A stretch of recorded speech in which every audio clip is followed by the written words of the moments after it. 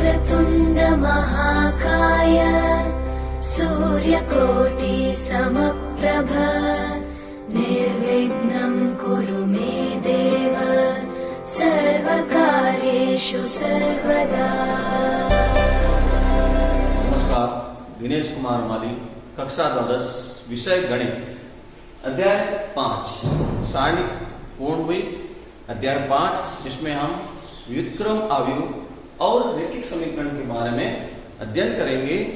हमने तीसरा अध्याय और जो चौथा अध्याय पढ़ा है, इसका किस तरह से अनुप्रयोग किया जाएगा, applications of matrix and determinants. उसमें पहला टॉपिक जो हमारा है सारणिकों के अनुप्रयोग। सारणिक किस तरह से हम अपने दैनिक जीवन में, गणित में किस तरह से प्रयोग में ले सकते हैं। तो हमारे यहाँ पर आज जो सारणिक के अनुप्रयोग है उसके 3 हमारे यहाँ पर पॉइंट बने हुए हैं। त्रिभुजों का क्षेत्रफल ज्ञात करने में, ऐसे हमने ज्यामिति जब भी पढ़ी है तो त्रिभुज के क्षेत्रफल ज्ञात करने में हमने निर्देशांक ज्यामिति को प्रयोग में लिया है या कोई फॉर्मूला लगाया है। 1/2 आधार इंटू ऊंचाई, संभव त्रिभुज का क्षेत्रफल वर्गमूल 3/4 a स्क्वायर। इसी तरह कोई हमने हीरो के सूत्र से या कोई फॉर्मूला लगाकर प्रयोग किया है। सारणी का प्रयोग करके हम त्रिभुजों का क्षेत्रफल ज्ञात करेंगे। फिर उसके बाद 3 बिंदुओं का सहरेखीय होना, इसकी जांच सारणी के आधार पर। सहरेखीय होने का मतलब एक ही बिंदु, जब एक ही रेखा पर ये 3 बिंदु आ जाएंगे इसको सहरेखीय बोलेंगे। एक ही रेखा पर स्थित बिंदु है या नहीं, इसकी जांच करने के लिए हम सारणी का प्रयोग कर सकते हैं।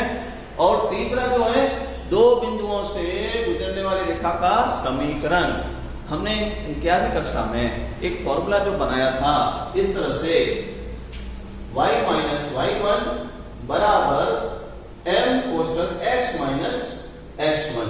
ये एक बिंदु का, फिर 2 बिंदुओं से y minus y1, y2 minus y1 upon x2 minus x1, x minus x1। ये जो फॉर्मूला बना हुआ है निर्देशांक ज्यामिति में आपने सरल रेखा के अंदर 11th क्लास में जो पढ़ा है, परंतु हम आज इसको सारणिक के प्रयोग से करने वाले हैं। सारणिक का अनुप्रयोग सीख रहे हैं। तो सबसे पहला हमारा है त्रिभुज का जो क्षेत्रफल ज्ञात करना है। किस तरह से त्रिभुज का क्षेत्रफल ज्ञात करेंगे, तो इसके लिए एक फॉर्मूला सारणिक के आधार पर जो बनेगा इस तरह से बनेगा। एरिया ऑफ अगर कोई त्रिभुज ABC है is equal to 1/2 सारणिक x1 y1 1। ये जो पहली पंक्ति है इसमें इस तरह से निर्देशांक, 3 निर्देशांक आपको दिए होंगे। उन 3 निर्देशांकों को पंक्तियों में व्यवस्थित जमाना है। पहला जो निर्देशांक है x1 y1, दूसरा जो निर्देशांक है x2 y2, फिर वापस यहाँ पर तीसरे में 1 आ जाएगा। तीसरा जो निर्देशांक है x3 y3 और यहाँ पर 1 आ जाएगा। ये जो एक फॉर्मूला बना हुआ है ये सारणिक को आधार पर त्रिभुज का क्षेत्रफल ज्ञात करने के लिए बना हुआ है। कुछ बातें ध्यान देने की है। अगर आप इसके जो सारणी के गुणधर्म है उसके मुताबिक अगर ये निर्देशांक आगे पीछे हो जाए कोई परिवर्तन नहीं होने वाला है। यदि माइनस में आता है, हमने बोला था गुणधर्म के मुताबिक अगर 2 पंक्तियों को या 2 स्तंभ को परिवर्तन किया जाए तो उसके चिन्ह में परिवर्तन हो जाएगा। तो हम क्षेत्रफल बोल रहे हैं तो क्षेत्रफल ऋणात्मक आया धनात्मक आया, हम ऋणात्मक को हटाकर ही बोलेंगे क्योंकि क्षेत्रफल कभी भी ऋणात्मक होता नहीं है। तो इस तरह से यदि क्षेत्रफल ऋणात्मक में आ जाए तो हम बोलकर क्षेत्रफल ऋणात्मक नहीं होता है, धनात्मक कर लेंगे। ठीक है, तो ये इस क्रम को याद रखते हुए एक फॉर्मूले से हम एक प्रश्न करने वाले हैं। यहाँ पर त्रिभुज का क्षेत्रफल पहले से दिया हुआ है, कोई एक निर्देशांक हमको मान पास नहीं है। एक प्रश्न है k का मान ज्ञात कीजिए यदि त्रिभुज का क्षेत्रफल 2 वर्ग इकाई है तो त्रिभुज के शीर्ष 4,3 माइनस 5,2 k 0 है तो त्रिभुज के अंदर वो k का क्षेत्रफल, k का निर्देशांक क्या है बताना है। आइए देखिए, मान लेते हैं ये ABC दिया हुआ है।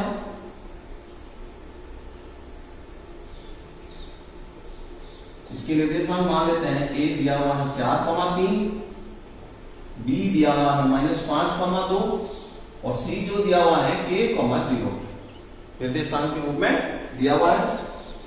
फिर आगे एरिया ऑफ त्रिभुज ABC अपन को दिया हुआ है 2। त्रिभुज का जो क्षेत्रफल है उसकी बात करेंगे हम। x1 y1 1, x2 y2 1, x3 y3 1।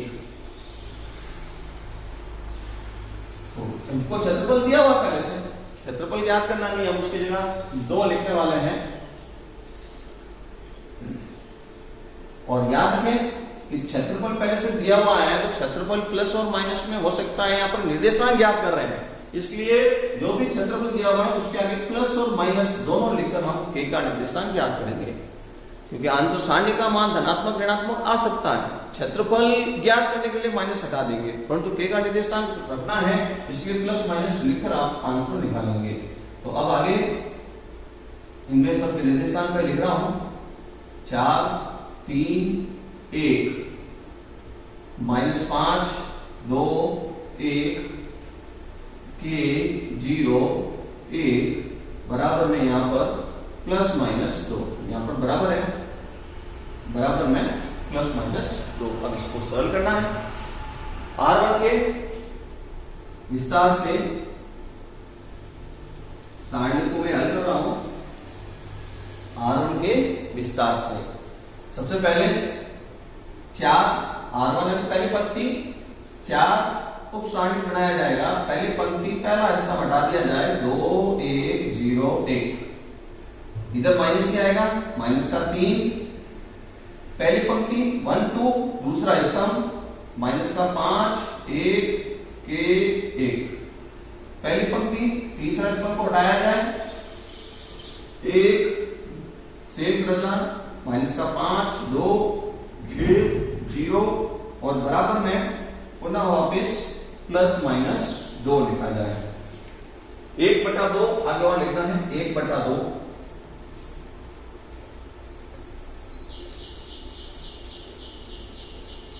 त्रिभुज का क्षेत्रफल 1/2 और फिर ये जो लिखना है। अब इसको सरल करेंगे।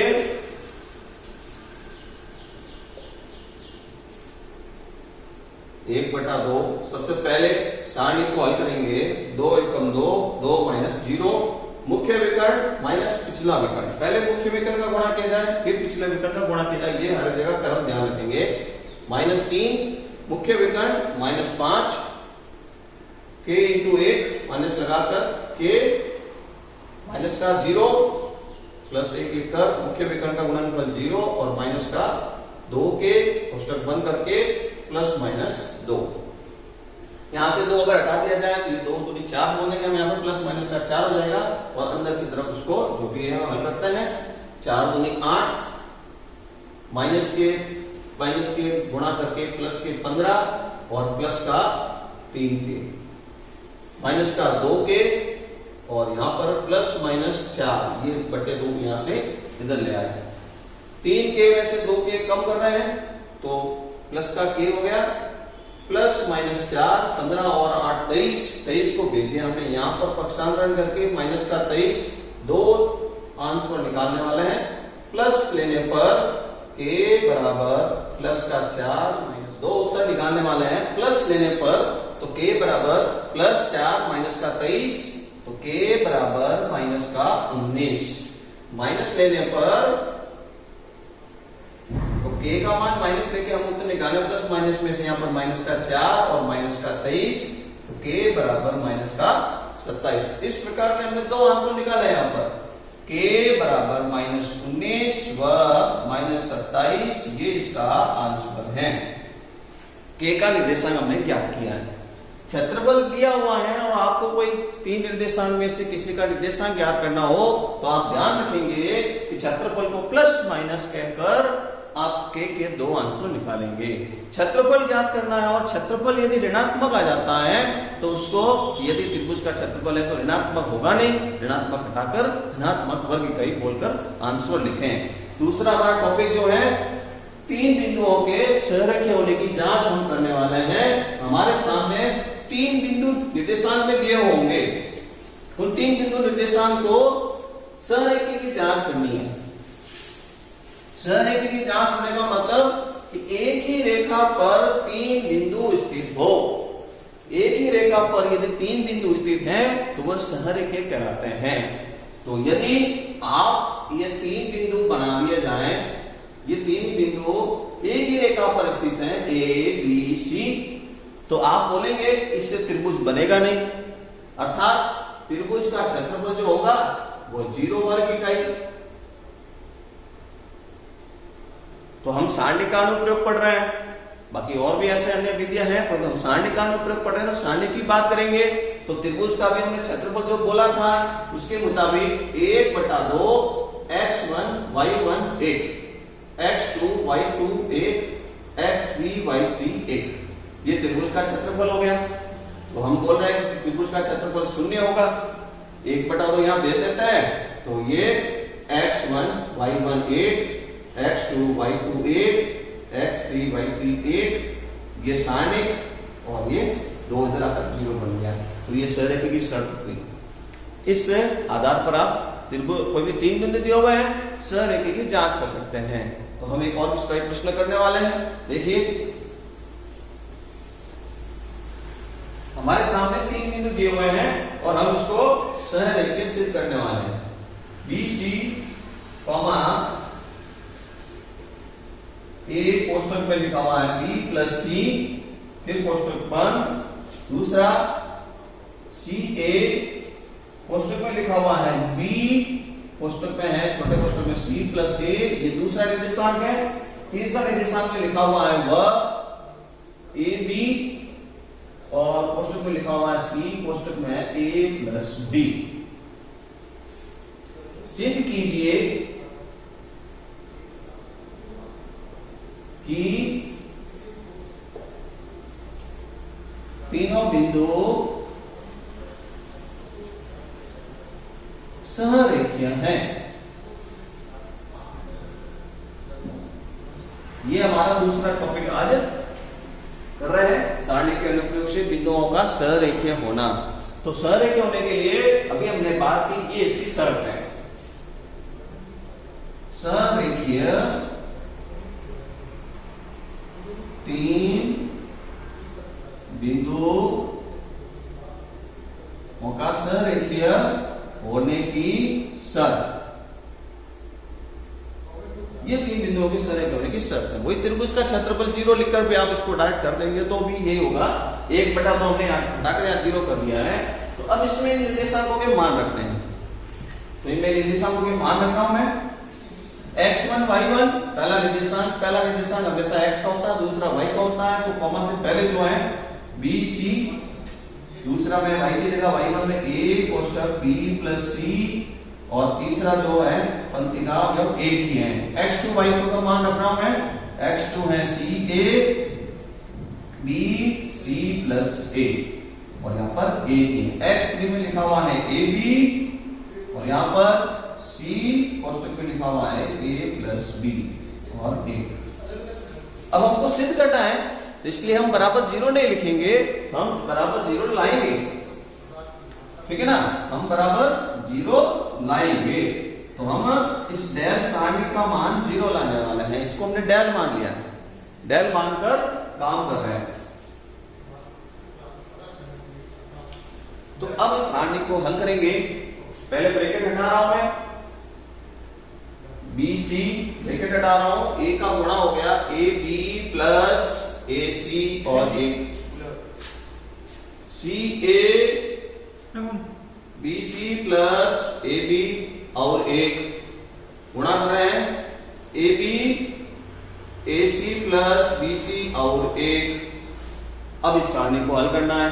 सारणी को हल करते समय कुछ गुणधर्मों का प्रयोग करना सीखें जो हमने सारणी वाली प्रश्नावली में पढ़ा है। तो इसमें हम देखिए, अगर हम यहाँ जो BC, CA और AB, ये जो C1 है, यहाँ पर AB plus AC, BC plus AB, AC plus BC में ये C2 में अगर ये C1 को जोड़ दिया जाए, एक काम कर रहा हूं, C1 प्लस C2, C1 में C2 को जोड़ रहा हूं मैं। तो C1 में C2 को यहां इसमें मैं जोड़ूंगा, तो AB ये B plus BC plus AC या CA, क्रम विनिमय में कुछ भी लिख सकते हैं। दूसरे में ये CA इसमें जोड़ेगा, तो पहले मैं लिख रहा हूं AB प्लस का BC और प्लस का CA या AC, क्रम विनिमय में CA कुछ भी लिख सकते हैं। AB plus BC plus AC, ये हमने तीनों मान लिख दिए। अब ये जो दूसरा जो है C2, हमने C1 में संक्रिया प्रयोग भी ली है, तो C1 में संक्रिया लगाई है, ठीक है ना। एक ही संक्रिया हमने यूज में ली है C1 में, तो वही एक का C2 और C3 में कोई परिवर्तन नहीं होगा। AB plus AC 1, BC plus AB 1, AC plus BC 1। C2 और C3 में किसी तरह का परिवर्तन नहीं होगा। तो अब देखिए हम काम करेंगे कि C1 के अवयव और C2 के अवयव, C1 में जो है, C1 में से AB plus BC plus CA, ये प्रत्येक का अवयव है, कॉमन लेने पर ये हम C1 कॉमन ले रहे हैं, तो कॉमन को बाहर लिखा जाएगा, AB plus BC plus CA common बाहर आ गया है, ये कॉमन को बाहर लिख दिया, तो यहाँ एक और एक C1 में से कॉमन आ गया। C2 और C3 को वैसा का वैसे लिख रहा हूं मैं, ये C2 में BC plus AB, AC plus BC, एक ये हमने यहां पर लिख दिया, ठीक है ना। अब हम आगे जो बात करेंगे, गुणधर्म 3 हमने पढ़ा था, सारणिक गुणधर्म 3। सारणिक गुणधर्म 3 से यदि किसी भी सारणी की 2 पंक्तियां या 2 स्तंभ समान हो जाएं तो सारणी का मान 0 हो जाएगा।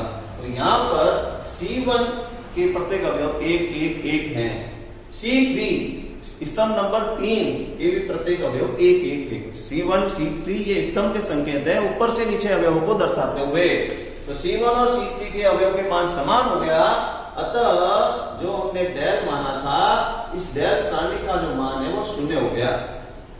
AB BC प्लस CA ये कॉमन है, इसका सारणी का मान 0 हो गया, डेल इज इक्वल टू 0, जो सारणी मान 0 होगा, यही हमारी शर्त थी कि सारणी का मान 0 आना चाहिए था। तो हम कह सकते हैं, अतः हम कह सकते हैं कि दिए गए तीनों बिंदु, दिए गए तीनों बिंदु सहरेखीय हैं।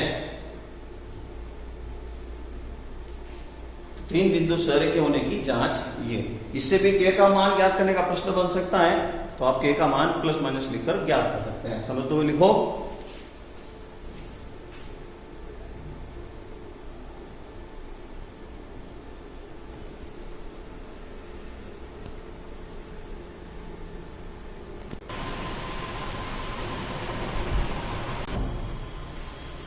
तीसरा जो हमारा टॉपिक था, सारणिकों का अनुप्रयोग से 2 बिंदुओं से गुजरने वाली रेखा का समीकरण।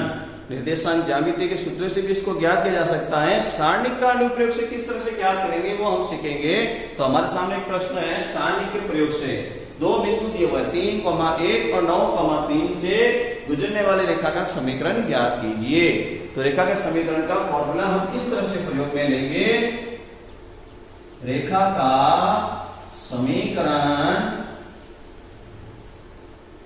सारणी का फॉर्मूला बनाएंगे हम।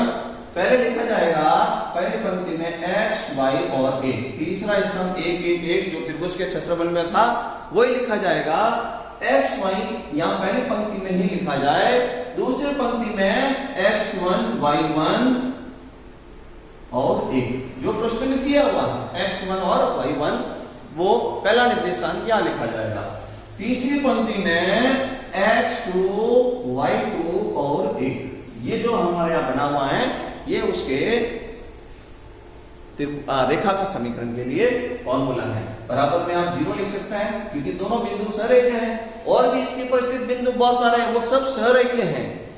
ये x और y उस पर अनेक अनंत बिंदु हैं, उसको ही प्रदर्शित करते हुए लिखा हुआ है। तो आइए इसमें हम 3 1 9 3 को हम लिखकर सारणी के द्वारा इसको हल करते हैं। x y 1, x1 y1 का मान जो है 3,1 1 9,3 और a बराबर 0। R1 के प्रसरण से इसको हल करते हैं। R1 के प्रसरण से x उपसारणिक 1 1, तो 1 को 1 से गुणा और 3 का 1 से गुणा माइनस का y 1 स्तंभ पहली पंक्ति और दूसरे स्तंभ को हटाया जाए तो 3 का 1 से गुणा और 9 का 1 से गुणा, 3 माइनस 9, प्लस का 1 पहली पंक्ति और तीसरे स्तंभ को हटाया जाए तो प्लस के 1 के लिए जो उपसारणिक बनेगा 3 × 3 9 और 9 एकम 9 बराबर में 0 ही है। इसको हम हल करेंगे। माइनस का 2x, यहां से हल करने पर माइनस का 6 तो यहां पर हो गया प्लस का 6y और ये 0 ही हो गया, बराबर में भी 0 है। यहां दोनों में से माइनस का 2 कॉमन ले लिया तो x माइनस का 3y और बराबर 0, माइनस 2 को हमने भेज दिया वहां पर, x माइनस 3y बराबर 0। ये जो आंसर आया है ये दो बिंदुओं से गुजरने वाली रेखा का समीकरण है। इसको अगर हम दो बिंदुओं से गुजरने वाली रेखा फॉर्मूले से भी करेंगे तो उत्तर तो यही आएगा, उत्तर में परिवर्तन नहीं होगा। समझते हुए लिखिए। बहुत प्रश्न में यहाँ 2 प्रश्न दिए जा रहे हैं। त्रिभुज का क्षेत्रफल ज्ञात करना है। त्रिभुज का क्षेत्रफल ज्ञात करो। आज जो पढ़ा है उसका प्रयोग करते हुए, सारणिक का प्रयोग करते हुए, पहला ए में लिखा हुआ 0,1, बी में लिखा हुआ 3,5 और सी में लिखा हुआ -2,4। ये पहला प्रश्न। दूसरा प्रश्न पी में लिखा हुआ 3,5, क्यू में लिखा हुआ -2,3 और आर निर्देशांक में लिखा हुआ है -7,0। दोनों निर्देशांक दो फॉर्मूले से सारणी का प्रयोग से इसको करेंगे। अगर त्रिभुज का क्षेत्रफल ऋणात्मक आ जाए तो आप क्षेत्रफल ऋणात्मक नहीं होता है, मापांक में लगाकर माइनस को हटा देना और वर्ग इकाई लिखकर उसका उत्तर लिखेंगे।